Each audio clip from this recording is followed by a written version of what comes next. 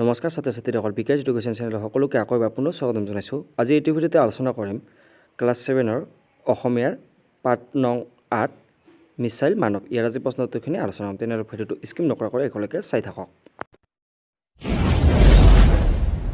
প্ৰথমতে 1 নম্বৰখিনি কৈছে যে উত্তৰ দিয়া। ইয়াৰে প্ৰথম ক নম্বৰ প্ৰশ্নটো দিয়া আছে যে আমাৰ মিছাইল মানৱ নামেৰে কাক জনা যায়। ইয়াৰ উত্তৰটো লিখিব লাগিব এনেকৈ যে মিছাইল মানৱ নামেৰে এৰনেটিক ইঞ্জিনিয়াৰ আব্দুল পাকিৰ জয়নাল আবেদিন আব্দুল কালামক জনা যায়। এনেকৈ বা এইখিনি লিখিলে হৈ যাব। তাৰপিছত খ নম্বৰ প্ৰশ্নটো কৈছে যে ইয়াৰ পিছৰ সফলতাৰে ভাৰতৰ ভূমিত প্ৰথম উৎক্ষেপণ কৰা কৃত্ৰিম উপগ্ৰহটোৰ নাম কি। ইয়াৰ উত্তৰটো লিখিব লাগিব যে সফলতাৰে ভাৰতৰ ভূমিত প্ৰথম উৎক্ষেপণ কৰা কৃত্ৰিম উপগ্ৰহটোৰ নাম হ'ল ৰোহিণী। এনেকৈ লিখিলে হৈ যাব। তাৰপিছত গ নম্বৰ প্ৰশ্নটো কৈছে যে ইয়াৰ পিছত আব্দুল কালামে শেষ নিশ্বাস ক'ত ত্যাগ কৰিছিল। ইয়াৰ উত্তৰটো লিখিব লাগিব যে আব্দুল কালামে শেষ নিশ্বাস শ্বিলঙৰ ভাৰতীয় ব্যৱস্থাপনা প্ৰতিষ্ঠানত ভাষণ দি থকা অৱস্থাতেই মৃতক আঁকোৱালি লৈছিল।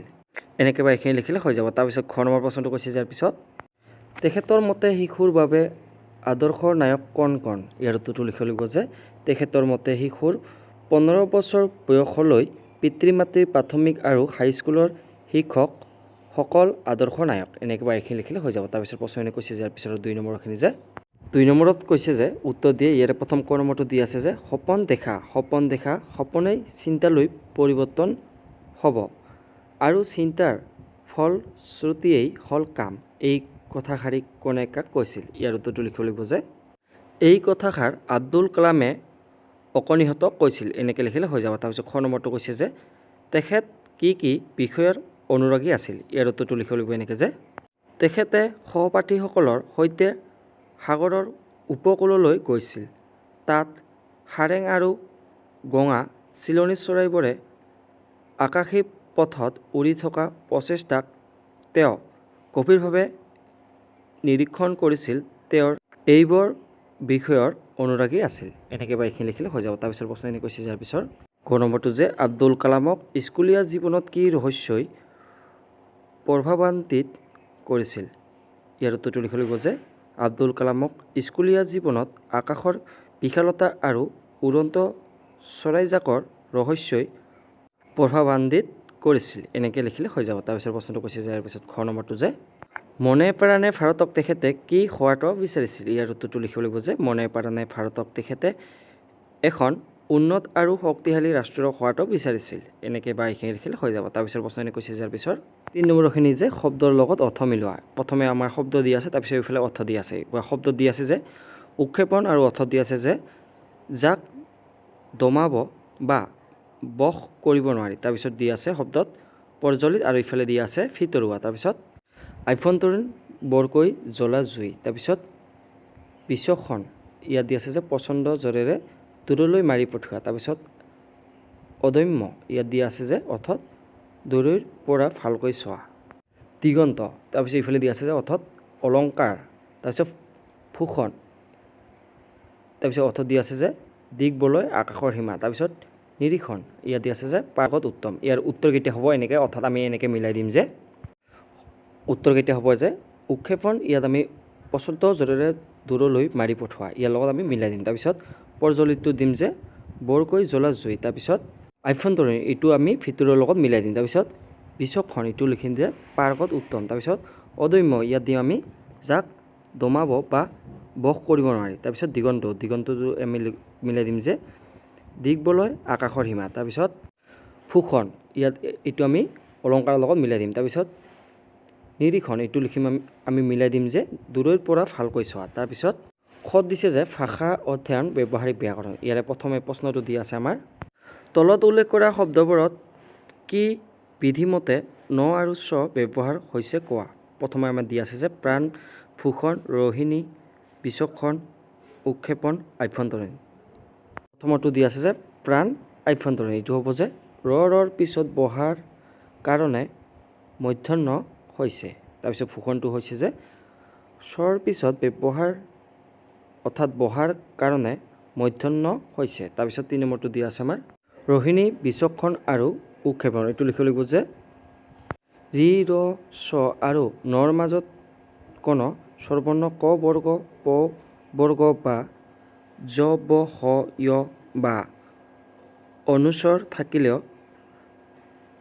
দন্ত্যন্ন মধ্যন্ন হৈছে এনেকৈ বা এইখিনি লিখিলে হৈ যাব। তাৰপিছত 5 নম্বৰটো কৈছে যে নতবিধিৰ নিয়ম খটুৱাই তলৰ শব্দবোৰত ন বা ন বহুৱাই পূৰ কৰা। ইয়াৰে প্ৰথমটো দি আছে যে ৰ ধ ত্ৰি বৰ্জ শ্ৰৱ আৰু দি আছে কৃপা। তাৰপিছত পট ৰঞ্জ ৰাপ পিভিষ ৰামায় কৃত।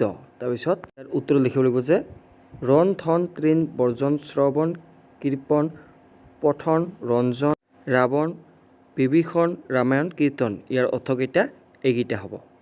তাৰপিছত প্ৰশ্নখিনি কৈছে যে ইয়াৰ পিছৰ 6 নম্বৰখিনি যে তলত দিয়া শব্দবোৰৰ বিপৰীত অৰ্থ বুজোৱা শব্দ লিখা। প্ৰথমে আমাৰ শব্দ দিয়া আছে, তাৰপিছত আমাক বিপৰীত অৰ্থ আমাক লিখিব দিছে। ইয়াৰ প্ৰথমে দিয়া আছে যে জাগ্ৰত, তাৰপিছত কৃত্ৰিম, সুপ্ত, সফলতা, উচ্ছ্বাস, অক্ষম। ইয়াৰ উত্তৰকেইটা অৰ্থাৎ অৰ্থকেইটা হ'ব যে জাগ্ৰত তাৰ বিপৰীত লিখিম আমি সুপ্ত, তাৰপিছত কৃত্ৰিমৰ বিপৰীত লিখিম আমি অকৃত্ৰিম, তাৰপিছত সুপ্তৰ বিপৰীত লিখিম আমি জাগ্ৰত, তাৰপিছত সফলতা বিফলতা লিখিম, তাৰপিছত উচ্ছ্বাস, তাৰপিছত ইয়াৰ লিখিম আমি নিৰুচ্ছ্বাস, তাৰপিছত অক্ষম লিখিম আমি সক্ষম।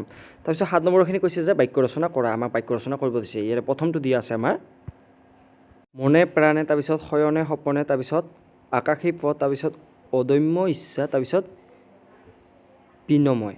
ইয়াৰে প্ৰথমটো দিয়া আছে আমাৰ মনে প্ৰাণে। এইটো আমি এনেকৈ সজাই লিখিম যে যিকোনো কাম কৰোঁতে মনে প্ৰাণে কৰিলেহে সফলতা পাব পাৰি।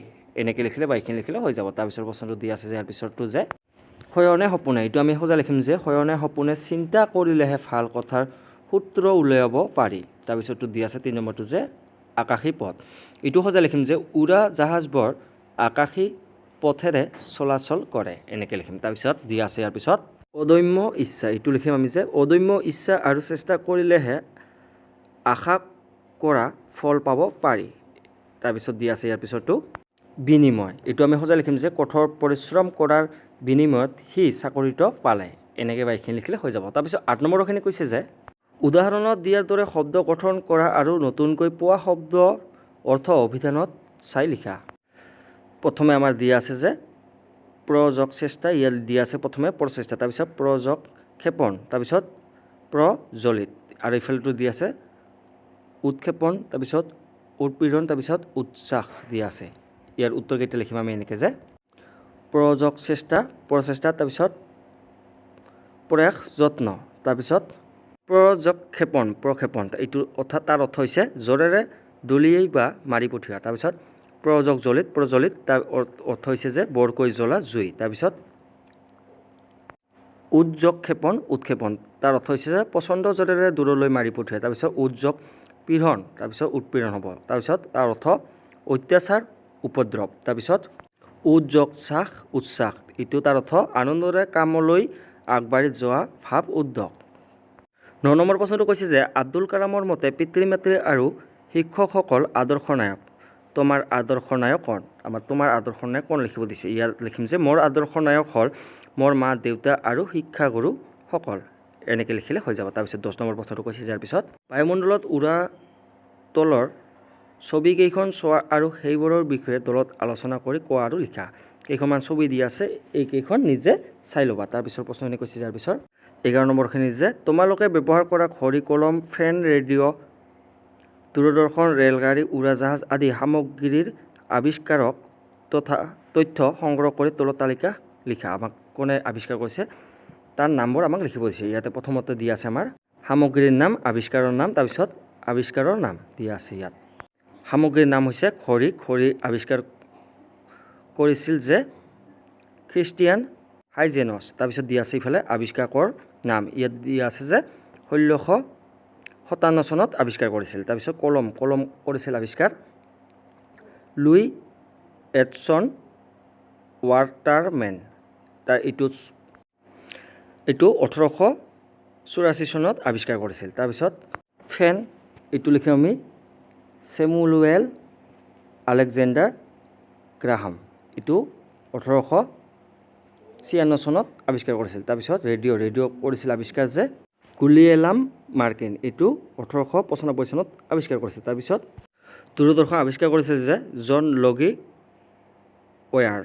এইটো 1925 চনত আৱিষ্কাৰ কৰিছিল। তাৰপিছত ৰেলগাড়ী আৱিষ্কাৰ কৰিছিল যে জেমছ ৱাৰ্ড, এইটো 1769 চনত আৱিষ্কাৰ কৰিছিল। তাৰপিছত উৰাজাহাজ কৰিছিল যে উইলবাৰ ৰাইট আৰু আৰভিল ৰাইট, এইটো 1903 চনত আৱিষ্কাৰ কৰিছিল। তাৰপিছত ছপা যন্ত্ৰ এইটো আৱিষ্কাৰ কৰিছে যে জোহান গুটেনবাৰ্গ, এইটো 1455 চনত আৱিষ্কাৰ কৰিছিল। তাৰপিছত চিলাই কল এইটো লিখিছিল আৱিষ্কাৰ কৰিছিল যে টমাছ চেণ্ট, এইটো 1790 চনত আৱিষ্কাৰ কৰিছিল। তাৰপিছত ৱাইচাইকেল এইটো আৱিষ্কাৰ কৰিছে যে জন ডেনিছ, এইটো 1817 চনত আৰু 1818 চনত আৱিষ্কাৰ কৰিছিল। আজিলৈ ধন্যবাদ।